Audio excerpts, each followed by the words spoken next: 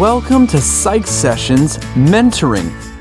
In these episodes, Kenzie Peterson and Mona Xu chat with their guests about all things mentoring in higher education. So thanks for tuning in and welcome to Psych Sessions Mentoring.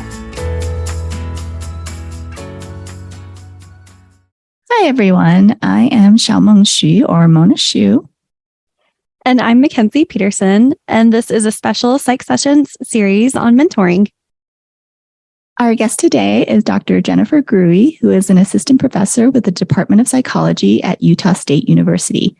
Dr. Grewe has taught thousands of undergraduate students in a number of courses, both on campus and online.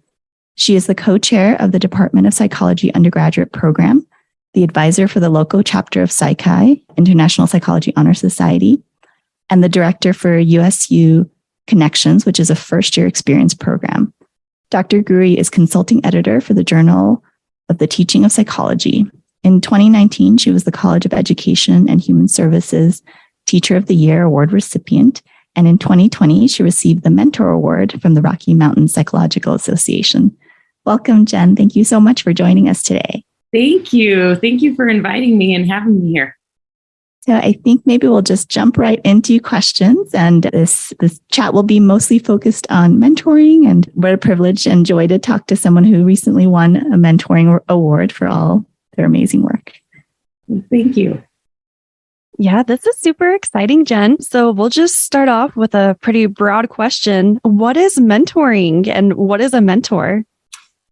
Yeah, that tends to be a bit more complicated of a question than it seems at first glance. I know that there's a lot of different definitions of mentoring, but for me, it's someone who you've really made a connection with, that you have a caring and trusting relationship, somebody that you can go to with your questions or concerns, and really a person that will guide you along in your journey.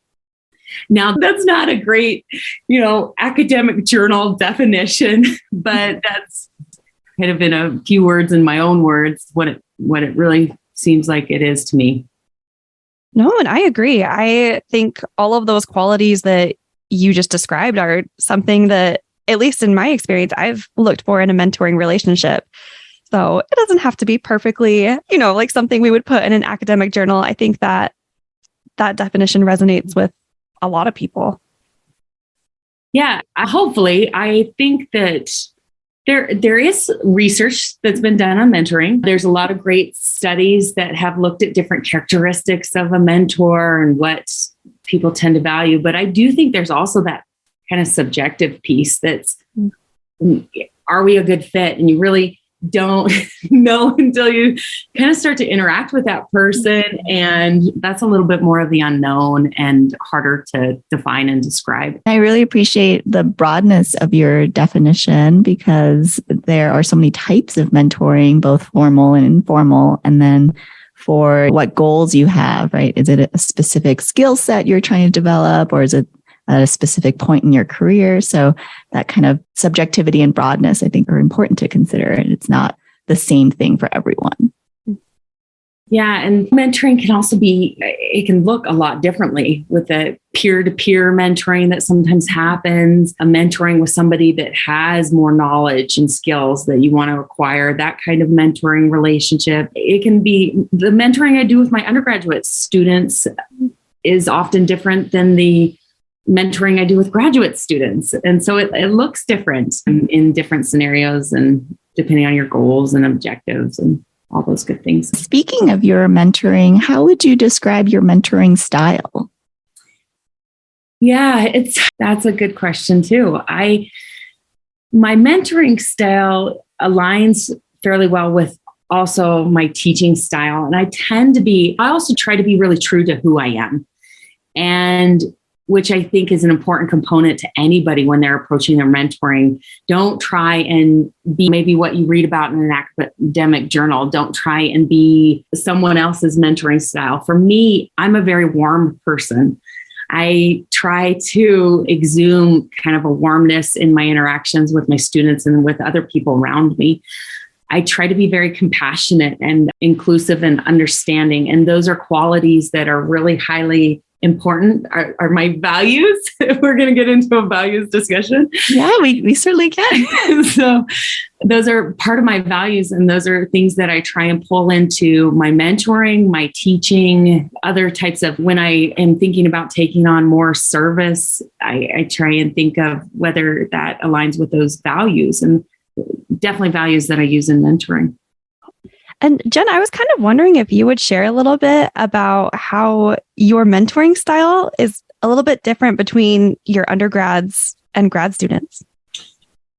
Yeah, that's a good question. I really try and meet students more where they're at. And I think undergraduate students tend to be at a different stage and have different needs than what our graduate students needs. A good funny example of this is, our classes went live with course materials and online learning management systems on a Monday morning. And I had this graduate class on a Tuesday morning. And I had already assigned 3 articles for that first week. And I went to that class and kind of, I said, no pressure. Did anybody have a chance to read these articles? And every single person did. It had been one day and they'd all read these 3, one was a bit longer, articles that I had assigned. And for my undergraduate students, I might not see that kind of behavior. If I went to class and I said, hey, did any of you read this? And I might have a couple, and maybe someone kind of look a little bit bashful and say, no, but it's different. So they have different needs. And with my undergraduate students, I tend to work with,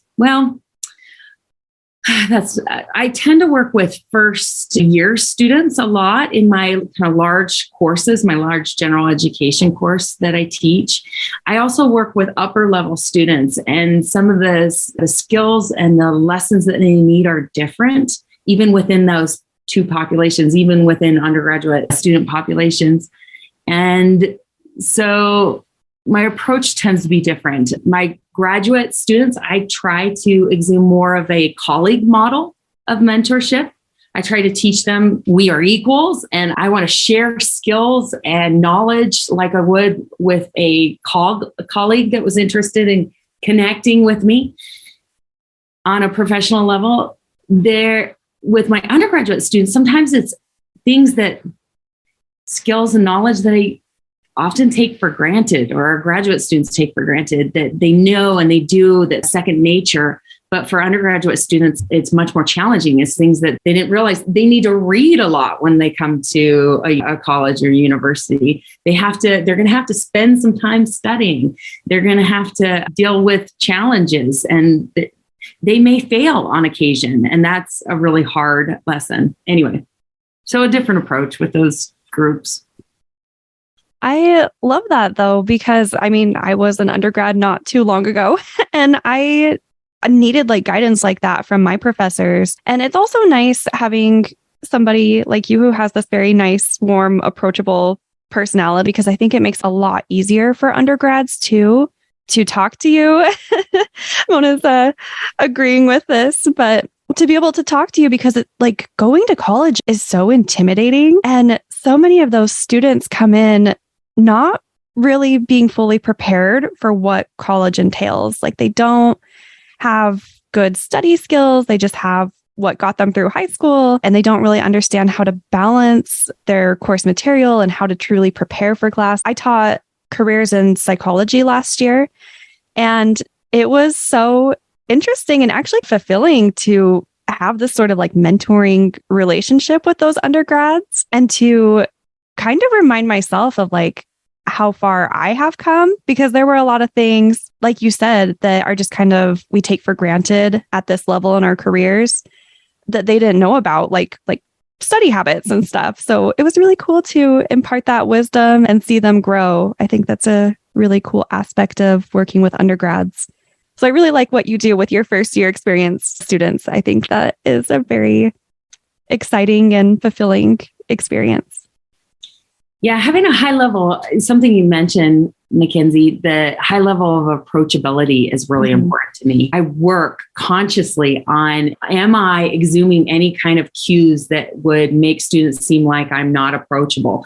And I do things on very on purpose to try and increase my approachability. As students walk up to me, I always try to smile at them. I try to not do different things that might come off as intimidating or just more adversive to those types of students. Even in tough conversations, which I think sometimes we have to have tough conversations with people we mentor, I try to still maintain that element of that approachability, that caring warmth. And I find that those kind of conversations go over better. The message I'm trying to communicate is better received or more likely to be received instead of people becoming defensive. Yeah. Oh, and I'm curious. So who or what influenced this for you? Or how did you develop this mentoring style? I don't necessarily, I had a few mentors myself in graduate school. I was always kind of surprised when they went above and beyond for me.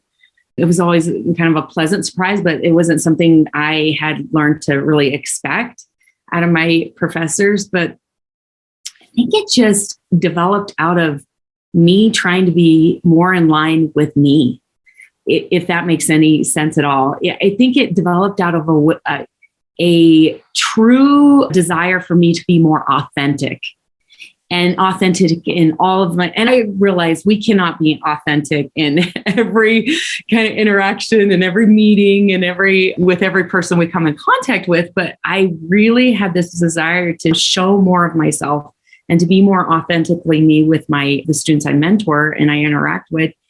And that's where I think it really developed from, because a lot of these are core values that I hold that I wanted to really start to use within my interactions with students and be more vulnerable.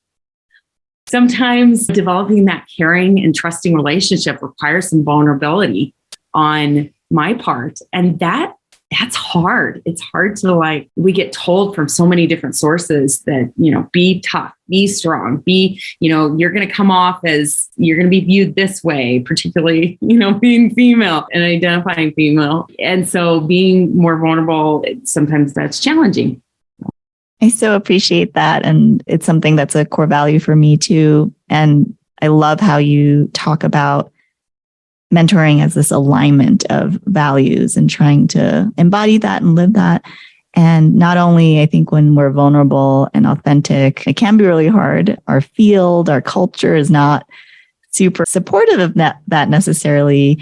Our reward structures within academia are not necessarily always supportive of admitting mistakes or showing vulnerability. But I also think when we model authenticity, we also give others permission to be authentic as well. And what a lovely thing if all students are able to be their authentic selves in the classroom, in the lab, in interactions with each other. So when I think about the first year experience program, I always think how lucky they are that you're running it and you're the point person that gets to oversee and help structure what the first foray into college and an introduction to psychology, perhaps for many students is.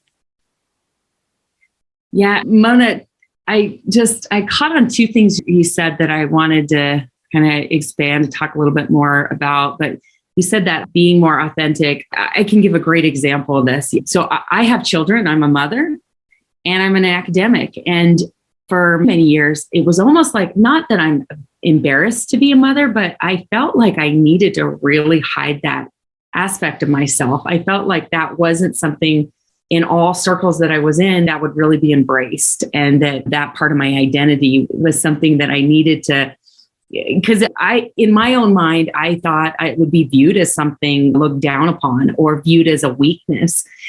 And that was something that I realized that a lot of my students, I work with a lot of non-traditional students, and a lot of my students, particularly in my more distance online classes in my lab setting the last few years, have been they've been mothers themselves. And then some of them have been single mothers. Some of them have gone through some really hard things. Not that other people can't go through hard things. Everybody goes through hard things, but within the pandemic, with the children coming home, and I started to realize when I owned that in my interactions, and I said things like, "Hey, I have to take off early today. I have a kid that's sick. Yesterday I had a kid that had to go get some stitches and things like that." But I said the words. It was almost like I gave other students permission to be more real and be more authentic and share themselves. We could be more human in that environment together. So the other thing I was going to talk about is I love being the director of that first year experience program. And I love it because I love teaching. I love working individually with students. But this role has been able to give me a perspective where I can make decisions. I can do things that can impact a lot of students. And I feel like in my role, I'm able to make changes and do things that can have a positive influence on a positive change in some ways on a lot of different people and students. And that's really rewarding to me. Oh, that's so lovely. And as you were talking about being a parent, it reminded me of our MPA. Christy Lyons did this presentation about that with some data. And I think you're so right that it's something that is often invisible. Like we don't think about it in our structures of designing our institutions and courses to accommodate the fact that people might need to worry about childcare or have other stressors and barriers that are happening. So in that presentation, she shared that it's actually approximately 20% of college students are a parent, much higher rates in two-year institutions. And then the barriers and the additional challenges also compound when you have intersecting identities in other groups as well. And so it's often not something we think about, but the diversity in terms of parental status can be really impactful on students and us as teachers and mentors. I agree. I wish I need to find that presentation or email her and say, "Hey, send it to me," because I think I missed that one. I was probably running around doing some other things. So yeah, I think she seemed very approachable. So you could reach out, or I can send you my random notes with the phone pictures of the slides. That's awesome. So speaking about diversity broadly and being more inclusive, I'm wondering how diversity, equity, and inclusion has shown up or not in your mentoring experiences, whether as a mentor or someone being mentored. So yes, there's a number of different ways. And in some ways, not necessarily the diversity aspects that we initially think of as psychologists. Sometimes there's things like I have students that are parents and I have students that work full-time jobs. I have more non-traditional students, and I do work with more traditional students, but these non-traditional students have often lived life experiences. They've handled and dealt with really hard things. And being able to mold my how I approach teaching and mentorship to something that works better for their lives and that fits more for them is a way that we say, "Hey, it's okay and you belong here." I think one of the most powerful statements, and not just statements, it's got to be more than a statement. It's got to be shown through our actions and our behaviors. But this idea that students get a sense of belonging is hugely important. And I try and do that in a lot of different ways. How I teach, how I present information, how I talk, the language I use when I'm teaching. I try and be as inclusive as possible. And students say, hopefully can identify that I care about their experience and that they belong here because they are being represented in maybe what I'm saying or or how I'm going about saying it. I had a student just the other day, a student came up to me and mentioned they had identified as queer. And it was, I guess, how I had approached a little bit of the gendered language in my class. I approached it in a way that was a little bit more inclusive for them. And they felt really comfortable coming up and talking to me about their experience, sharing kind of a video that connected within their community, the queer community, and some of the content we were talking about that I really, anyway, so it was good. Jenn, I think we'll kind of move on to another pretty broad question. You seem like you were full of a lot of great ideas. So what advice would you give to other mentors or even to those who are being mentored? I think if I was going to lay it out in some different steps, which I don't think mentoring necessarily works as steps, but if I was, I would say one of the first steps is you need to find somebody that you connect with. And with connection, that means a lot of different things. That means somebody that you can have trust with. You can rely on them, that when they say they're going to be somewhere, they're there, they don't stand you up, that you have that element of approachability with them, that you can have some level of vulnerability. You can maybe even relate to that person. So finding that connection, I think, is a really good first step. And you may not necessarily find a good connection on the first try. And that's okay. With people that are looking for a good mentor and a good mentor fit, sometimes you have to try connecting with a few different people before you find somebody who's a really good fit. So not giving up initially. I think when you're doing mentoring, I think there's some different components that are really important to mentoring that you can kind of see them across the board in some different way, despite different kind of mentoring relationships. Some of those things I think include having good listening and having good communication skills. Not everybody has that. Even professors at their stage in their career sometimes don't have those great listening and communication skills. And I think that's important when you're working with somebody, you're trying to mentor them. I think showing somebody that you value them enough to make time to give them your time is important. I think it's good to have some kind of, along with that communication aspect, is communicating good expectations between the relationship. Doing things like goal setting is really important, both short-term and long-term goals.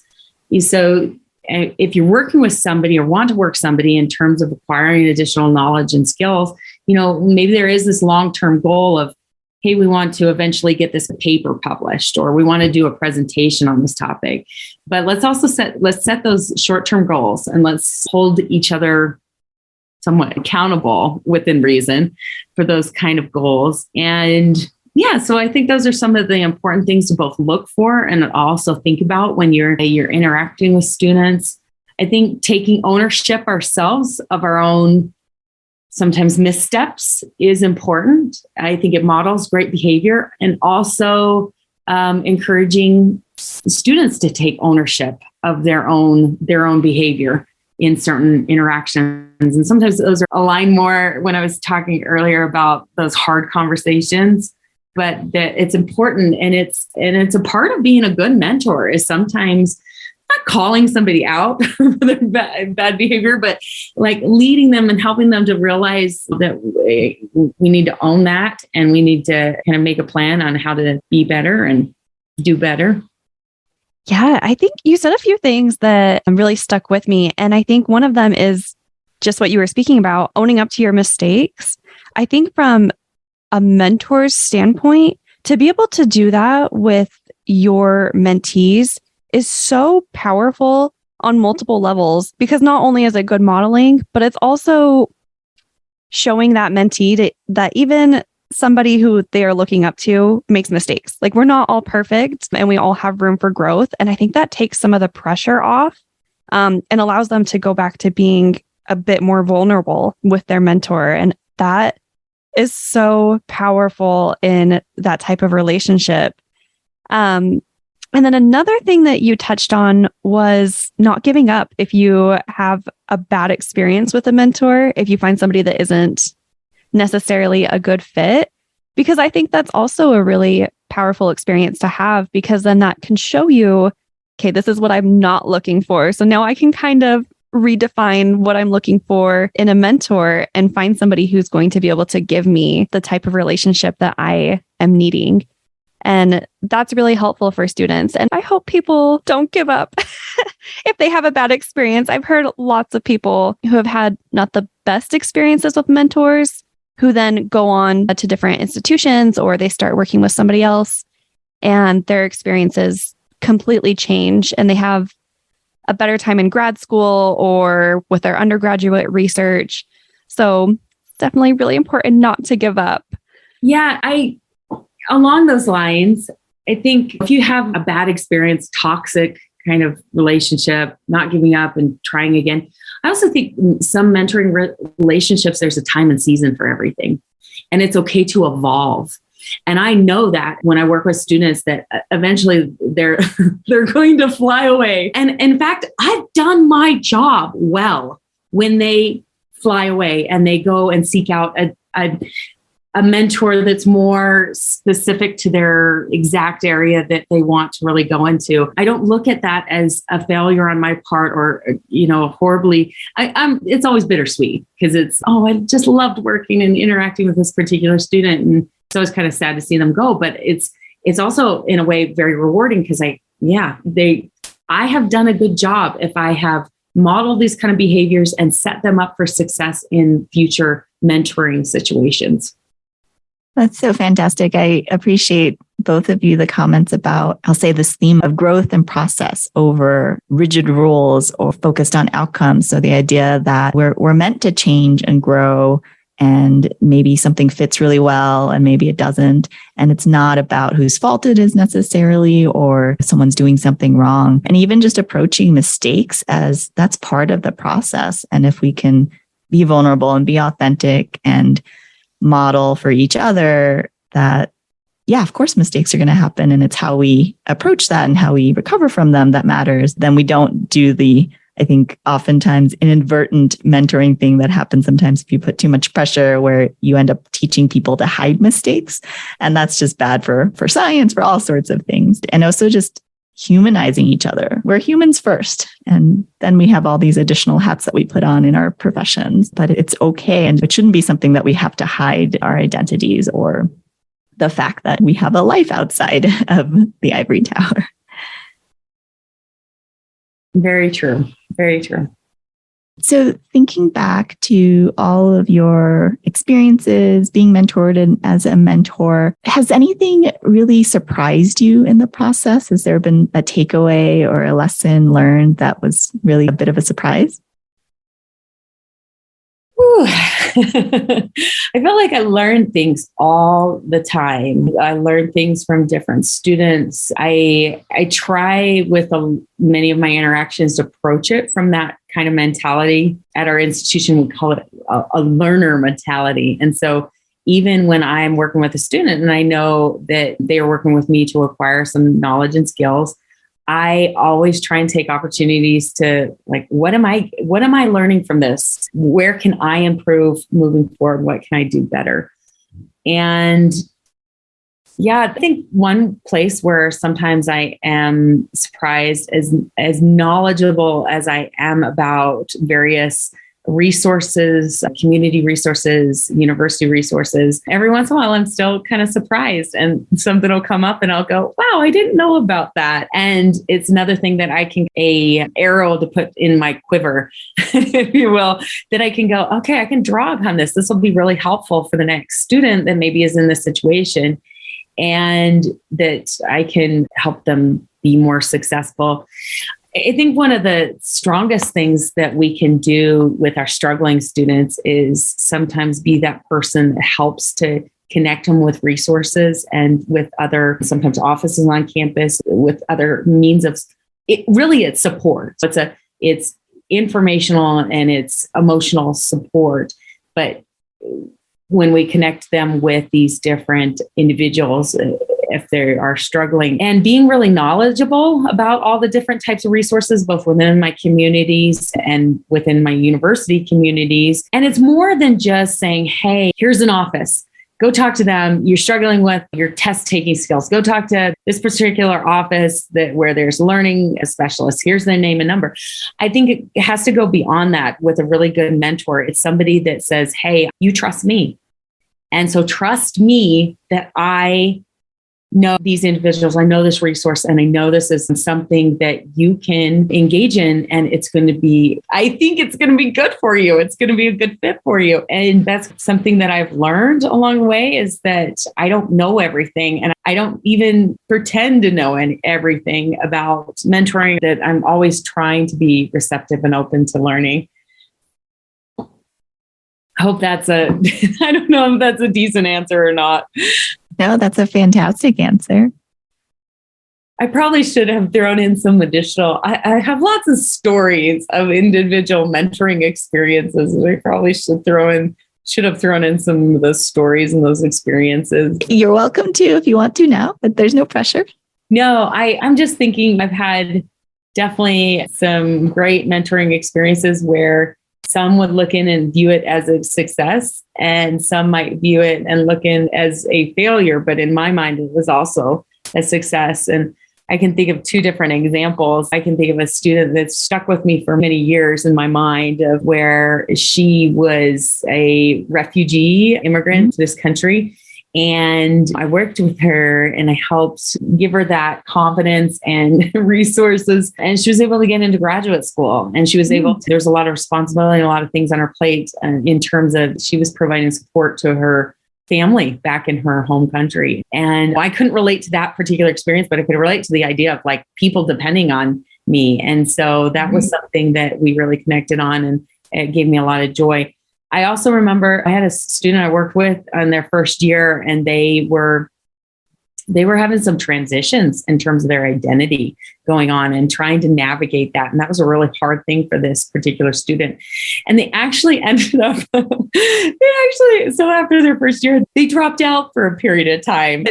I remember talking with that particular, they weren't a student anymore, and just talking about how they learned a lot of these kind of life lessons that they are using to apply and gain some more experience, get some things in their life in order before they wanted to go back to a university setting. And I know a lot of times people might look at that and be like, wow, you failed. But for me, that was a really big success, because I was like, this person left with the tools they needed to, or at least some of the tools they needed to help themselves as a whole person, which I think is another element of mentorship, is that we care about the whole person, not just one particular narrow aspect of that person. I look at my students as their overall health, not just their academic, if you will, health.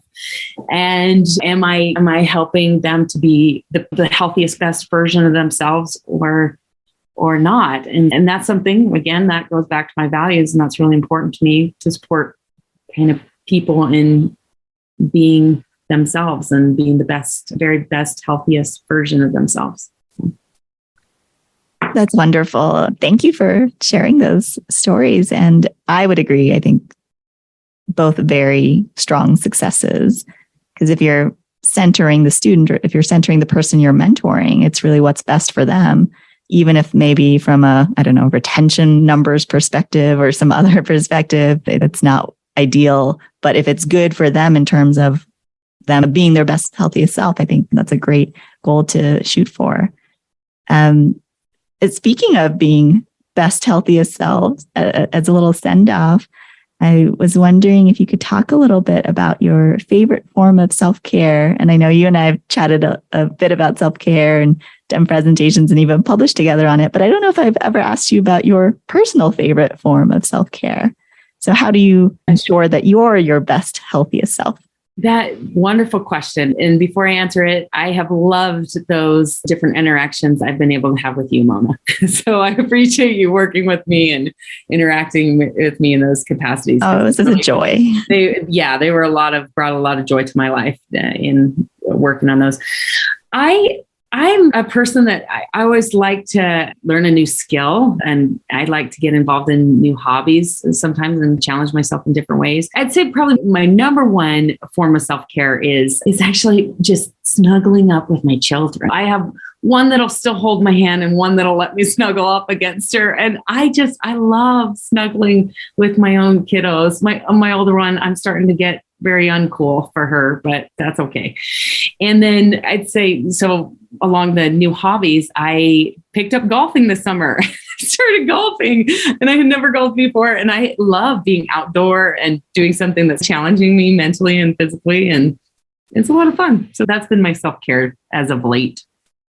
Those sound like very good forms of self-care that others could also think about doing a little more of. I agree. Thank you, Jenn. This has been so fun and so informative. I've loved talking to you through this podcast. It's been great. So with that, thank you so much for being on our show. And thank you, listeners, for listening. And please stay tuned for other episodes in this series.